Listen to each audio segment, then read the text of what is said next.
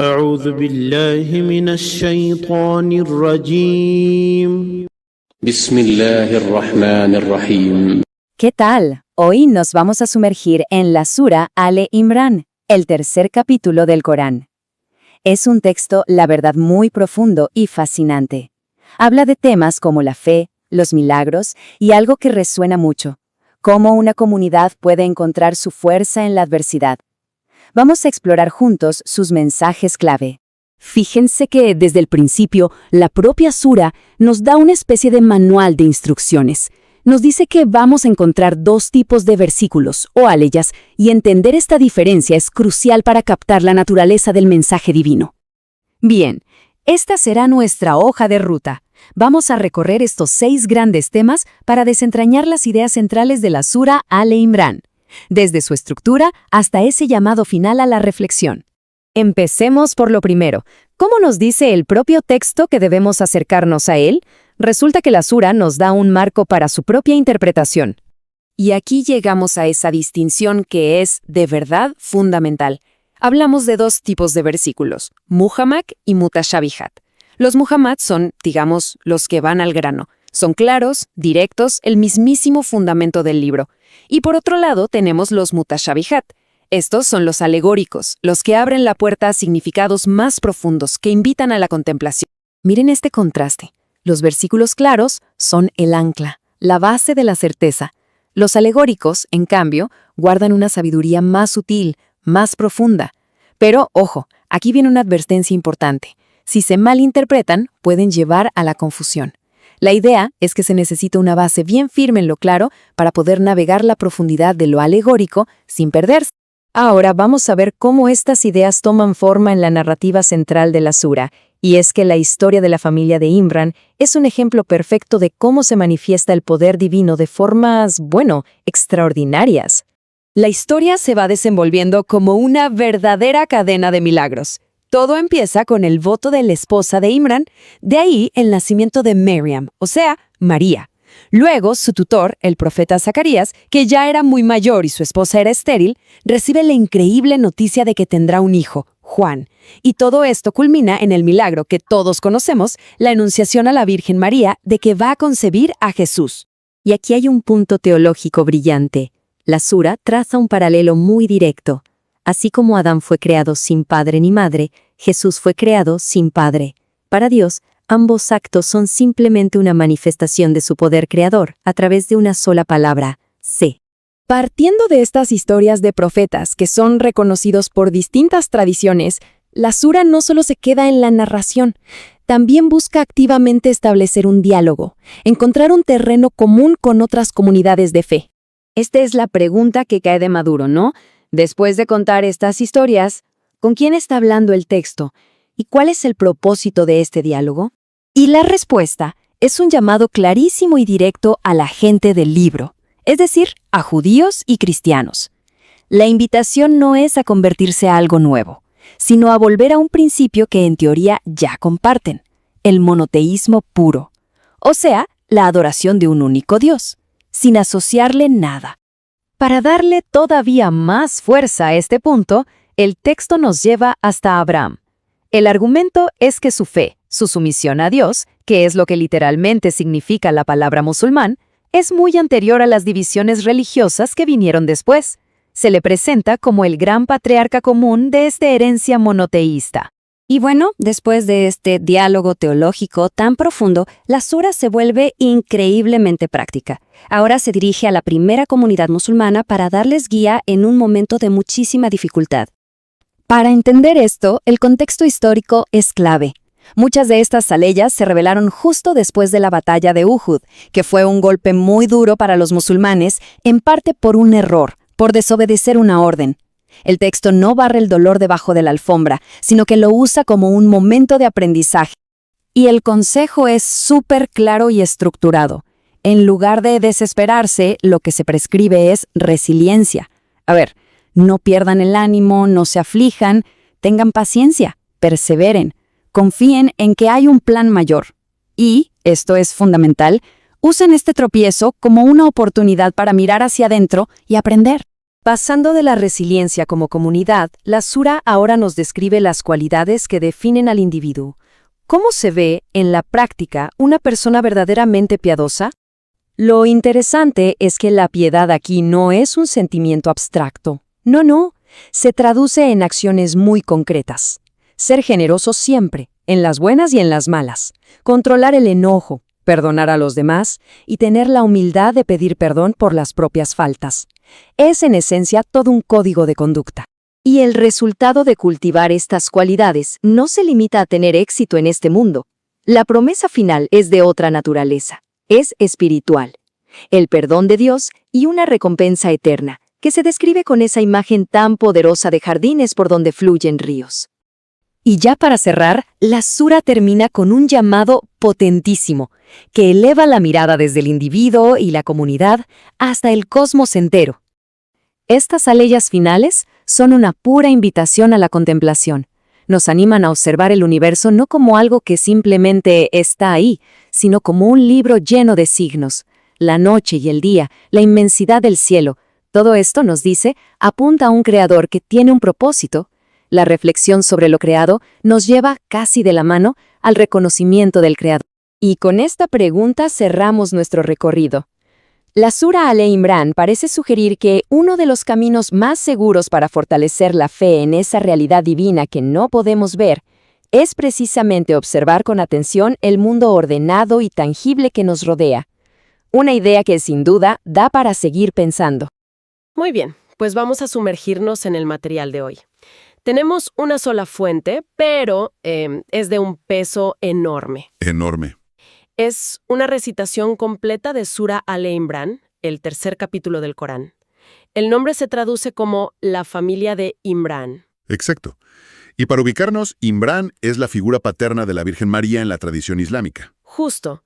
Y nuestro objetivo es, pues, desentrañar las historias, los conceptos teológicos, los mensajes clave de este capítulo, que intenta ser algo muy, muy complejo. Totalmente. Y esa complejidad es lo que lo hace tan fascinante.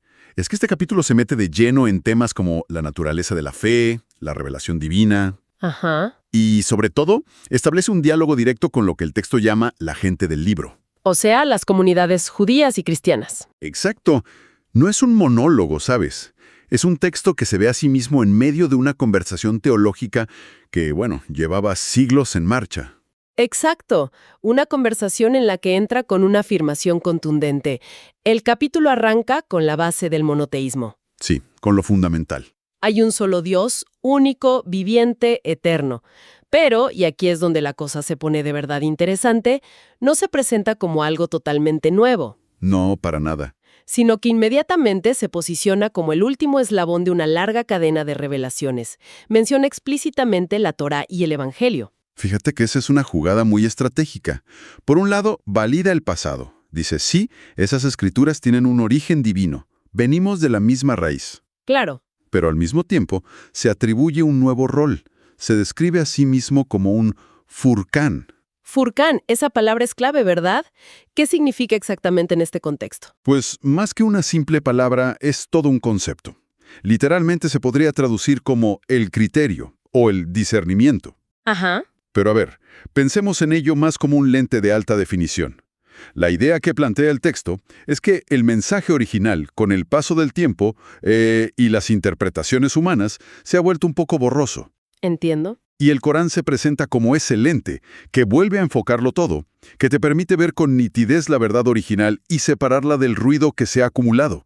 No solo continúa la historia, sino que viene a clarificarla. O sea, se propone como el árbitro final de esa larga tradición. Y me llama mucho la atención que el propio texto parece anticipar que la gente podría, confundirse o malinterpretarlo. Totalmente. Porque enseguida nos da una especie de manual de instrucciones para leerlo. Habla de dos tipos de versículos. Exacto. Es como si dijera, a ver, un momento. Antes de seguir, entiendan cómo estoy construido. Por un lado, están las aleyas, los versículos llamados muhkamat. Muhkamat. Sí. El texto las describe como los cimientos del libro, la base. Son claras, directas, inequívocas. Son los pilares del edificio, digamos. La madre del libro creo que es la frase exacta que usa. Precisamente. Pero luego advierte que también hay otras aleyas, las mutashabihat, Que son las alegóricas, ¿cierto? las alegóricas, las ambiguas, las que están abiertas a interpretación. Son como el arte abstracto que adorna ese edificio.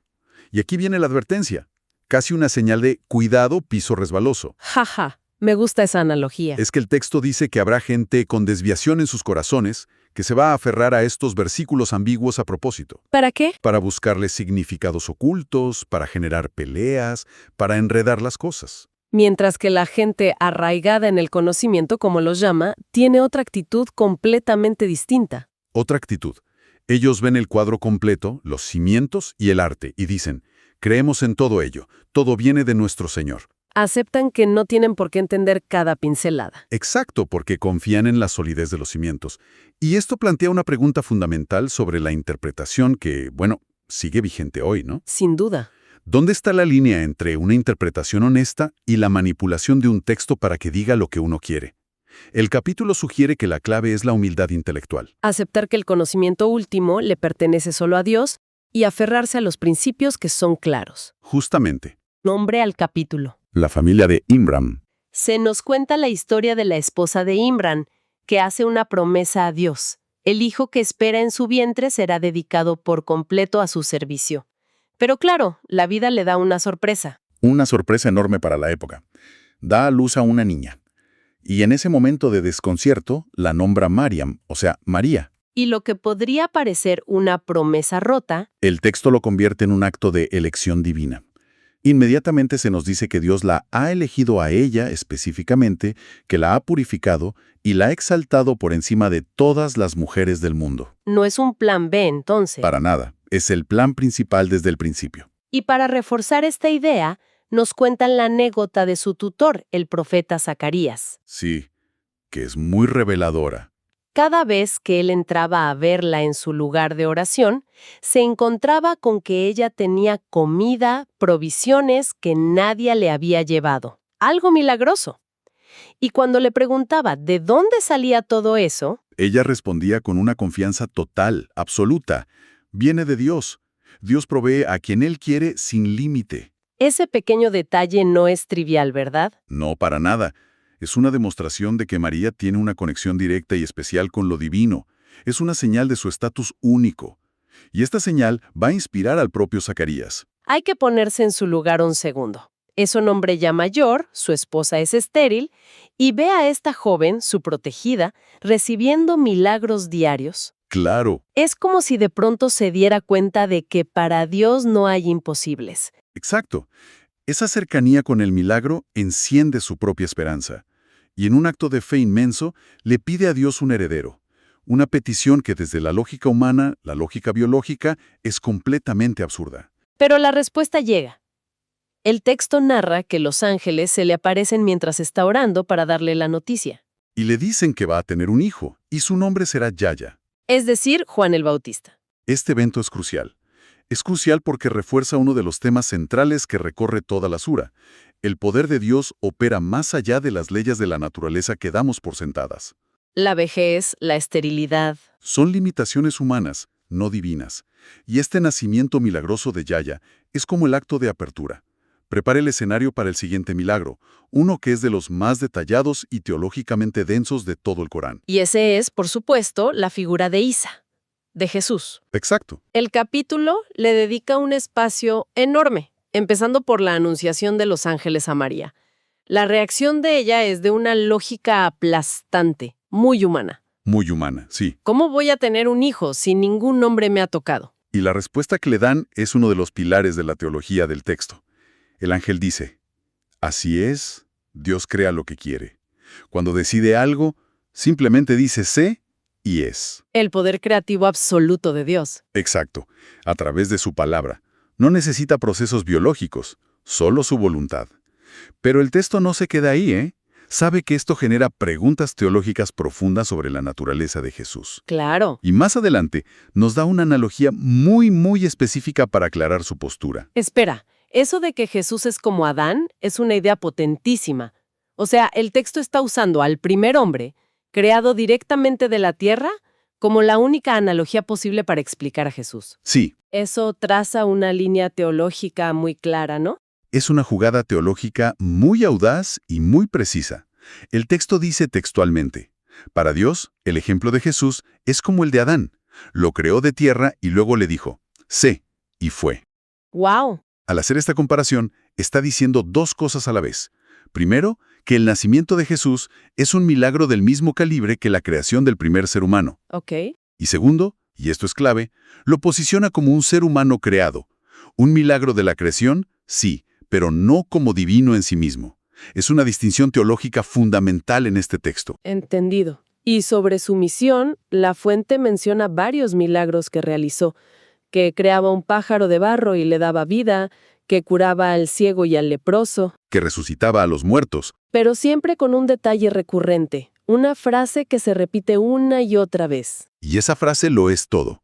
Bitevnillah. ¿Qué significa? Y dar su mensaje. Son sus credenciales divinas, no atributos divinos. ¿Y cuál era ese mensaje, según esta narración? Un mensaje puramente monoteísta. El texto dice que su misión era doble. Por un lado, confirmar la ley que ya existía, la Torá, aunque flexibilizando algunas de sus reglas. ¿Y por otro? Llamar a los hijos de Israel a adorar al único Dios. Lo cita diciendo, ciertamente, Dios es mi Señor y vuestro Señor, así que adoradlo. Este es un camino recto.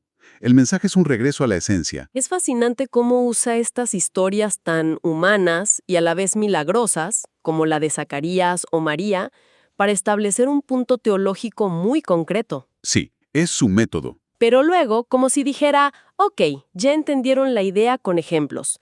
El tono cambia por completo, se vuelve mucho más directo, casi como una carta abierta a las otras comunidades. Así es. Pasa de la narrativa a un discurso directo, invitando a la gente del libro a encontrar una palabra en común. Un llamado al diálogo. Totalmente. Un llamado a buscar un punto de encuentro. ¿Y cuál es esa palabra en común que propone? La base de todo. La esencia del monoteísmo que, según el texto, debería unirlos a todos. La propuesta es que no adoremos sino a Dios, que no le asociemos nada y que no nos tomemos unos a otros por señores en lugar de Dios. Es un llamado a, digamos, despojarse de las adiciones y volver al fundamento compartido. Exacto. A la adoración exclusiva a un único creador. Y en ese mismo espíritu de volver al origen, redefine a una figura clave para todos, Abraham. Este punto me parece central en ese diálogo interreligioso que plantea. Totalmente.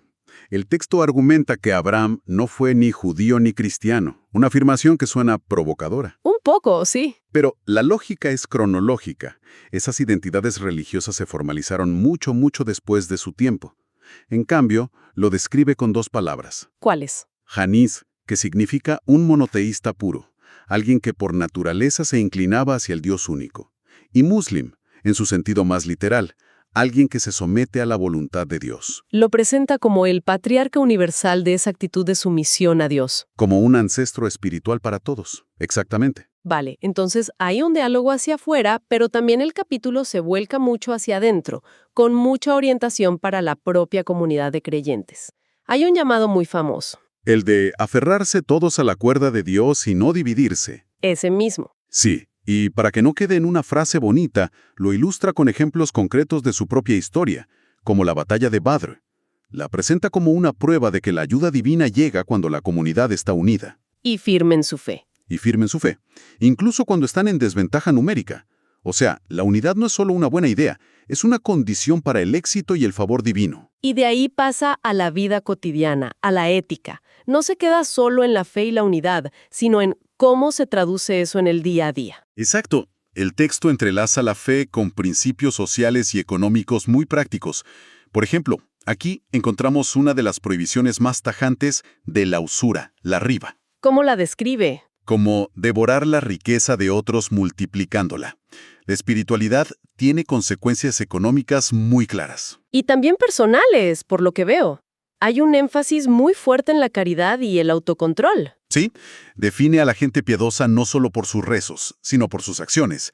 Son los que gastan en caridad tanto en los buenos como en los malos momentos. En la prosperidad y en la adversidad.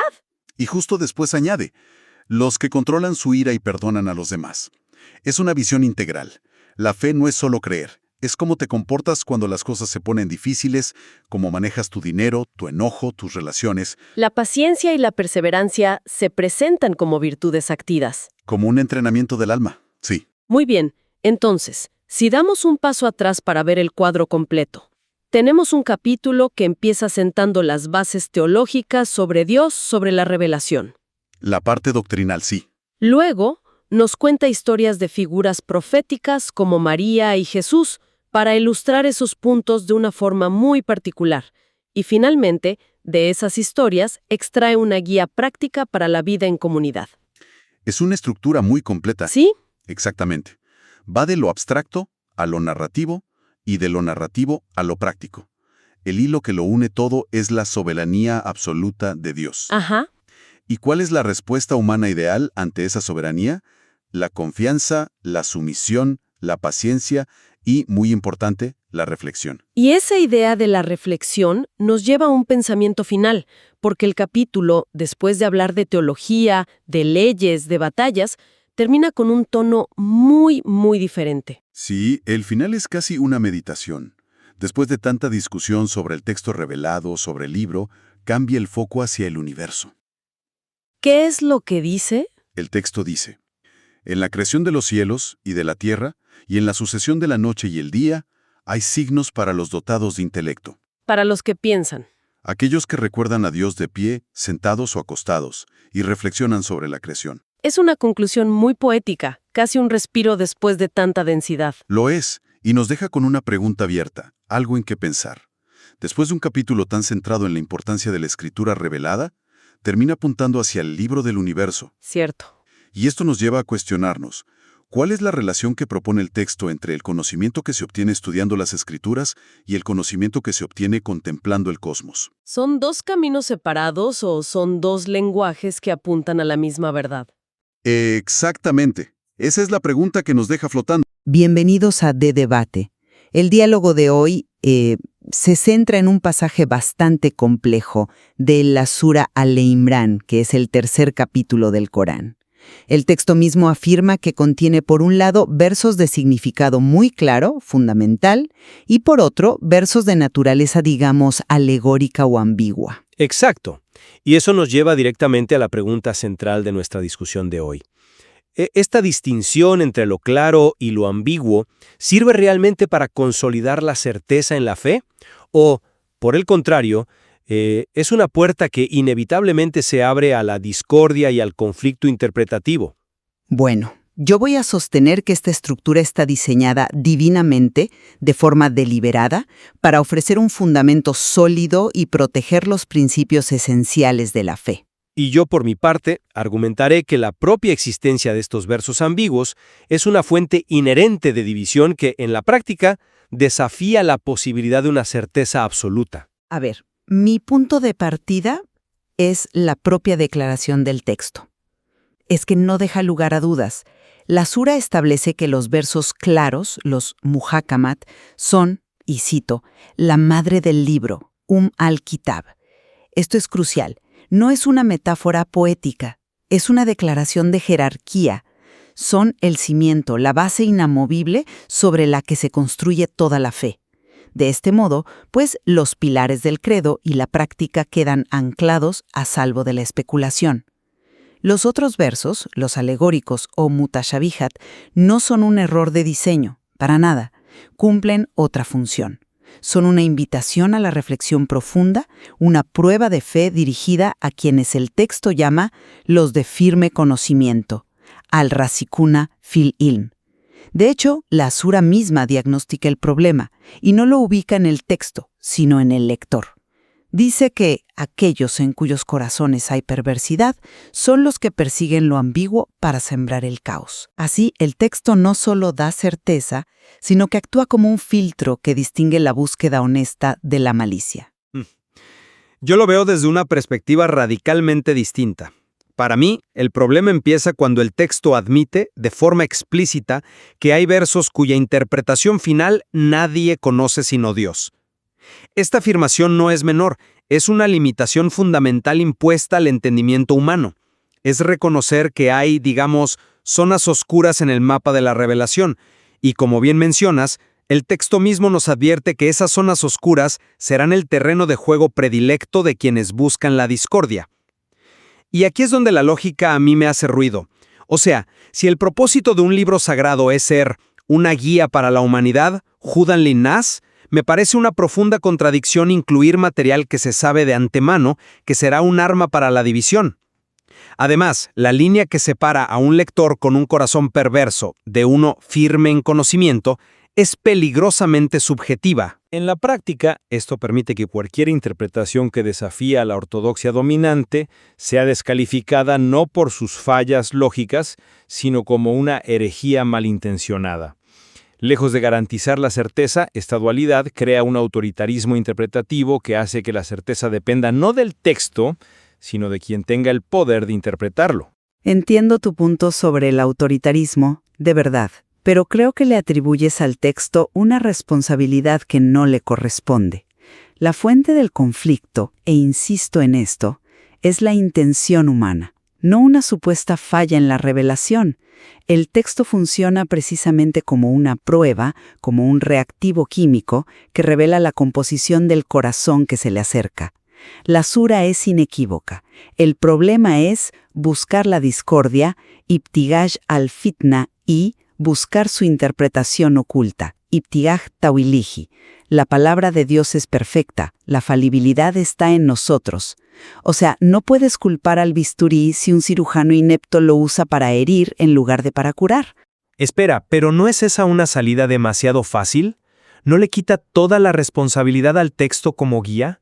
Si yo diseño un mapa que sé que tiene secciones deliberadamente confusas y que es muy fácil de leer mal, puedo luego lavarme las manos y decir que la culpa es solo del viajero que se pierde.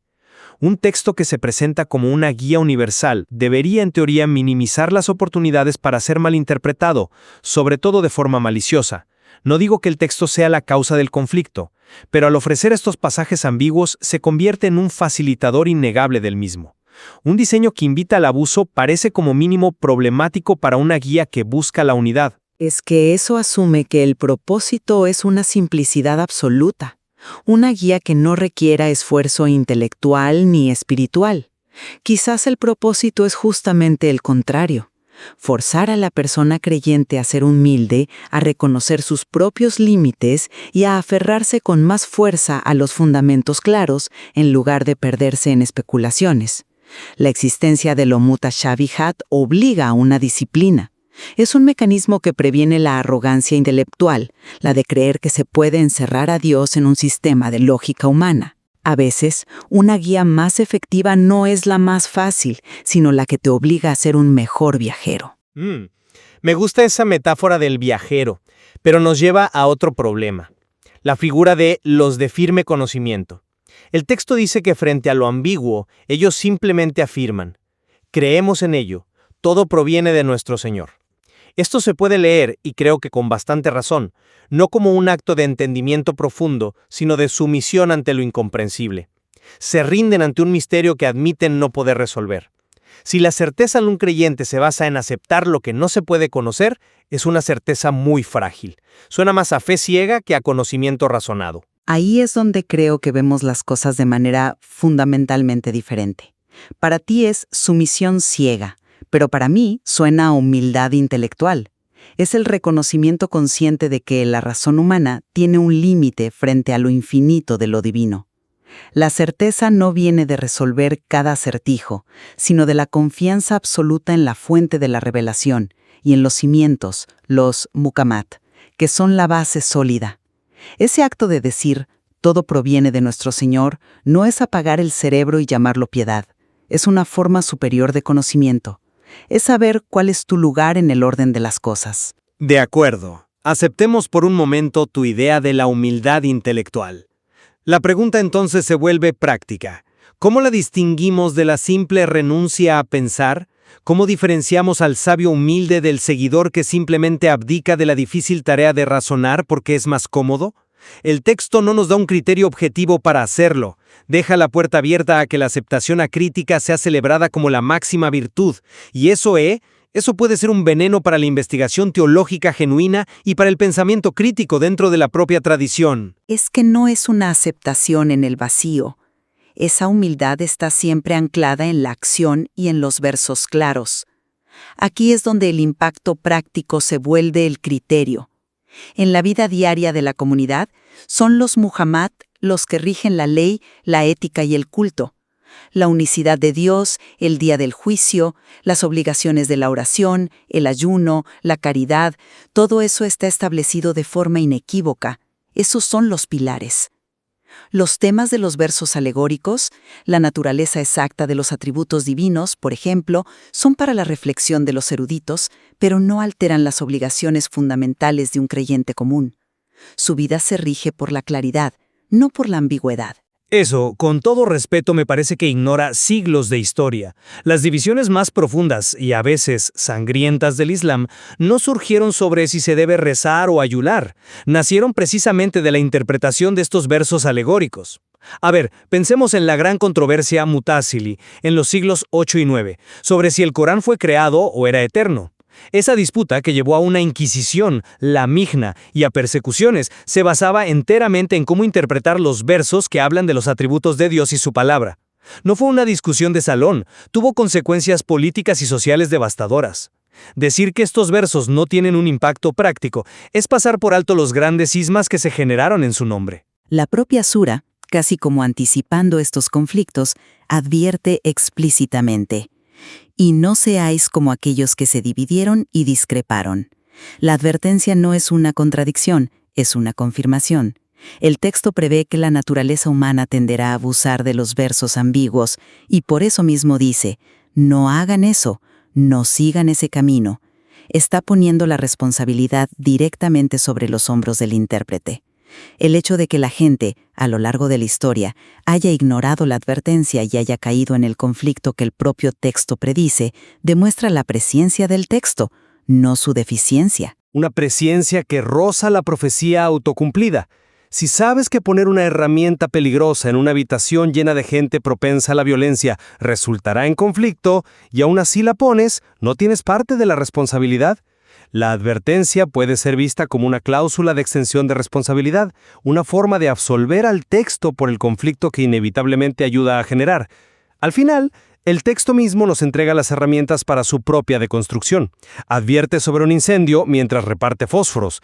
Para mí, la tensión es ineludible y la certeza se vuelve una meta casi inalcanzable, siempre amenazada por el potencial de discordia que el propio texto alberga.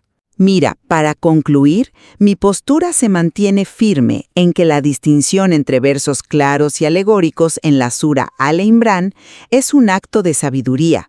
Proporciona una base sólida e inalterable para la fe en los Muhammad, que son la madre del libro. Al mismo tiempo, los Mutashabihat actúan como un desafío que pone a prueba y refina la fe, fomentando la humildad y la reflexión. La responsabilidad de la división, del conflicto, recae, como el propio texto lo indica, exclusivamente en la mala intención humana, no en la estructura de la revelación. Y por mi parte, pues resumo mi posición afirmando que la inclusión de pasajes definidos como ambiguos crea una tensión fundamental. Si bien la intención puede ser la guía, el resultado práctico es que se proporciona material fértil para la discordia.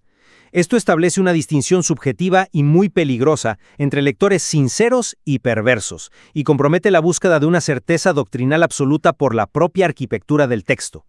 La ambigüedad en última instancia socava la certeza que los versos claros intentan construir.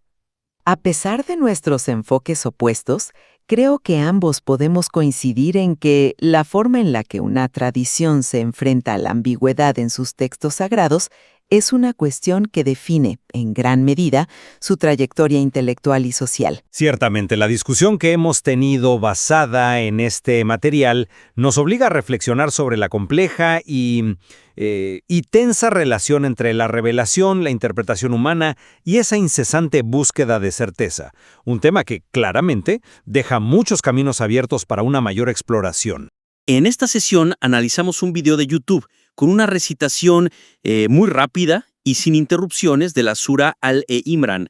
La idea parece ser ofrecer una experiencia de escucha devocional muy directa y fluida. Y la recitación es impecable, muy clara, y cumple al 100% con eso de ser una recitación rápida. La calidad del audio es excelente, pero creo que la conversación interesante está en, en cómo podemos tomar esta base tan sólida y ampliar su impacto, su conexión con la gente. Justo ahí quería llegar. Mira, el primer punto que salta a la vista es que la velocidad de la recitación, aunque es el principal atractivo del video, podría ser también su mayor limitación para crecer. A ver, explícame eso. Es que el ritmo acelerado es perfecto para un nicho muy específico, oyentes avanzados, nativos, que quizá la usan de fondo o para un repaso. Pero para muchísimos otros, esta velocidad se convierte en una barrera. Claro. Me refiero a quienes están aprendiendo el Corán, a los que no hablan árabe como primera lengua, o simplemente a cualquiera que quiera, pues, detenerse a reflexionar en el significado. Entiendo perfectamente el punto, pero déjame jugar un poco al abogado del diablo. ¿No creas que el creador eligió esa velocidad a propósito, buscando precisamente esa inmersión total para un público que valora esa fluidez? O sea, ¿cómo ampliamos el alcance sin alienar a la audiencia que ya tiene? Esa es la pregunta clave. Y la respuesta no es cambiar este video, sino pensar en él como la pieza central de, digamos, un ecosistema de contenido. Un ecosistema. Me gusta cómo suena eso. Es pensar más como un canal, no como un video aislado. Exacto. La idea no es destruir lo que funciona, sino construir a su alrededor. Ok, ¿y cómo se vería eso en la práctica? Pues, a ver, el primer paso, el más obvio y de mayor impacto, sería producir una versión nueva de la misma sura, pero recitada a un ritmo deliberadamente lento. Ah, ok. Podrías titularla Sura al-Imran, recitación para estudio y memorización, y con solo eso ya abriste tu canal a un público nuevo. Estudiantes, gente que quiere mejorar su pronunciación. Es el mismo contenido, pero con otro propósito. Claro, pasas de ser un canal de escucha a ser también un recurso de aprendizaje. Y siguiendo con esa idea del ecosistema, sin tener que grabar nada nuevo, se puede enriquecer el video actual. Pienso en los capítulos de YouTube. Totalmente. Una función muy infrautilizada. Exacto. Una sura como Al-Imran, que es tan rica en temas, es perfecta para esto. No interrumpe la escucha para quien quiera la experiencia fluida, pero para los demás, de repente tienes un índice. Justo. Imagínate poder saltar directamente a la sección que te interesa en ese momento. Capítulos como El anuncio a María y el nacimiento de Jesús o lecciones de la batalla de Uhud. O incluso las súplicas finales. Exacto. Conviertes una pieza monolítica en una herramienta de consulta súper accesible y el esfuerzo de producción es mínimo. Y ya que hablamos de accesibilidad, hay una capa más que se puede añadir incluso a esta versión rápida: los subtítulos. Pero llevarlos a otro nivel. ¿A qué te refieres? Obviamente el texto en árabe sincronizado es la base. Pero ¿y si añadimos una transliteración fonética? De repente, alguien que no lee el alfabeto árabe puede seguir la pronunciación. Uf. Eso es muy potente. Y si a eso le sumas una traducción de alta calidad, digamos al español, permites que la gente conecte con el significado, incluso si sus oídos no pueden procesar el árabe a esa velocidad. El ojo le da al cerebro el ancla que el oído no encuentra. Me encanta. Ofreces múltiples caminos para llegar al mismo destino. Y esta idea de la accesibilidad no se limita solo a poder seguir el texto o el ritmo, ¿verdad? También tiene que ver con cómo preparas a alguien para la experiencia antes de que empiece. Sí, justo. El segundo punto. La presentación del material es tan directa que pierde una oportunidad de oro para enmarcar la experiencia. Te lanza el agua fría sin más. Totalmente. El video arranca y ya estás en medio de la recitación. Esto es muy puro, sí. Pero no orienta en absoluto a quien no conoce bien la sura. No te dicen que vas a escuchar historias de profetas, debates teológicos. Sin esa preparación, la experiencia puede ser abrumadora. O menos significativa, simplemente. Exacto. Es como entrar a una catedral por una puerta lateral y no ver la nave central. El marco lo es todo. Y no se trata de poner una introducción larga y hablada que rompa la atmósfera. Las soluciones pueden ser mucho más sutiles. Por ejemplo, en los primeros 5 o 7 segundos, en lugar del inicio abrupto, podrías tener una pantalla de título muy limpia, que solo diga el nombre de la sura, su número y una frase corta que capture su esencia. me gusta. Algo como ¿qué? Algo como Al-Imran, la familia de Imran, fe, paciencia y firmeza divina. Con eso, ya le diste al oyente un lente a través del cual escuchar. Ya sembraste una idea. Es una solución brillantísima por lo simple y lo potente. Y esa preparación puede continuar fuera del video, ¿no? En la descripción. Justo a eso iba. La gente subestima el poder de la descripción del video. La mayoría lo usa para llenar de palabras clave, pero es tu primera conversación con el oyente. ¿Sí? ¿Qué pasaría si esa descripción se transformara en un mini recurso? Un párrafo breve sobre el contexto de la revelación de la sura. Y luego, quizá, viñetas con los temas principales. Encontrarás 1. La historia de Zacarías y Juan. 2. El debate sobre Jesús. De repente la descripción pasa de ser un truco para el algoritmo a ser un servicio para el ser humano. Exactamente. Y para hacerlo aún más interactivo, podrías usar un comentario fijado. Del propio canal. Sí, piensa en él como una guía rápida. Unos momentos destacados. Algo como momentos clave para la reflexión. Verso 38. La súplica de Zacarías. Esto invita a la participación, a que la gente responda, que comparta. Fomenta una comunidad alrededor del contenido. Son cambios que no requieren volver a grabar nada, pero que recontextualizan por completo la experiencia. Construyen un recibidor acogedor. Exacto. Y una vez que preparas al oyente y le das la bienvenida, tienes que mantenerlo ahí, especialmente en una recitación larga. Y aquí es donde creo que está la tercera gran oportunidad, el componente visual. Ah, sí. Para mí, ahora mismo, es el elefante en la habitación. Desarróllalo, porque es un tema delicado, ¿no? A menudo se prefiere lo minimalista para no distraer. Por supuesto, y el foco debe estar en la palabra. Pero tenemos este audio increíble, y de fondo, una imagen estática, o un video en bucle muy simple. Es como servir un platillo gourmet en un plato de cartón. ¿Buena analogía? No arruina la comida, pero le resta la experiencia completa. En una recitación que dura más de 1 hora, la mente divaga. El audio acaba soportando el 100% de la carga de mantener el compromiso. Y es mucho pedir. Un buen visual no distrae, sino que enfoca. Esa es una distinción crucial. Una ancla, no una distracción. Entonces, ¿cómo se ve un visual que ancla la atención? Pues una idea muy efectiva es usar caligrafía islámica de alta calidad. En lugar de una sola imagen, imagina una secuencia de varias piezas caligráficas que muestren versos clave de la sura. Y no las dejas estáticas. Les das movimiento. Un movimiento muy lento y sutil. Un paneo o un zoom casi imperceptible. El efecto Ken Burns. Esto crea una sensación de dinamismo suave, contemplativo. El ojo tiene algo en que enfocarse, pero de una forma tan elegante que no rompe la atmósfera. Eso es mucho más poderoso que una imagen fija, sin duda. Mantiene el interés. Y si quisiéramos llevar esa conexión entre audio y visual un paso más allá. Ahí es donde entra una técnica que me parece transformadora, la visualización del texto sincronizada. ¿Mostrar el texto en pantalla? Sí, pero no solo eso. Imagina que aparece el texto en árabe del verso que se está recitando en ese momento, y se va resaltando cada palabra justo cuando el recitador la pronuncia. Wow, ok. Eso es un cambio de juego total. Lo es. La experiencia pasa de ser una escucha pasiva a ser una lectura activa. Para alguien que está aprendiendo árabe, que quiere mejorar su tajwid, o para cualquiera que quiera profundizar su concentración, esto es increíblemente potente. Sí, eso cierra el círculo por completo. Conecta el oído, el ojo y la mente. Y se me ocurre una forma de hacerlo aún más sutil, más emocional. A ver. ¿Qué tal si el fondo visual reflejara sutilmente las transiciones temáticas de la sura? ¿Cómo sería eso? Piénsalo, la sura tiene cambios de tono, pasa de narrativas milagrosas a descripciones del paraíso o del infierno.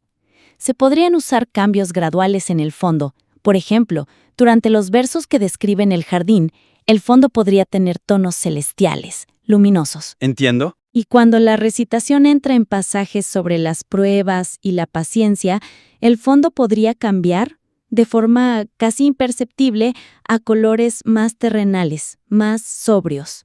Es un degradado emocional que guía al oyente de forma subconsciente. Me encanta. Alineas el estado de ánimo visual con el auditivo. Es usar el lenguaje visual para subrayar la belleza que ya existe en el texto. Esas 3 ideas, la caligrafía en movimiento, el texto sincronizado y los fondos temáticos, convierten lo visual de un elemento pasivo a un verdadero aliado. En resumen, entonces, la base de la recitación es excelente. Para elevarla, hemos identificado 3 áreas de enfoque. La primera, ampliar la accesibilidad, pensando en un ecosistema. O sea, crear versiones a diferentes velocidades y usar herramientas como los capítulos de YouTube. Exacto.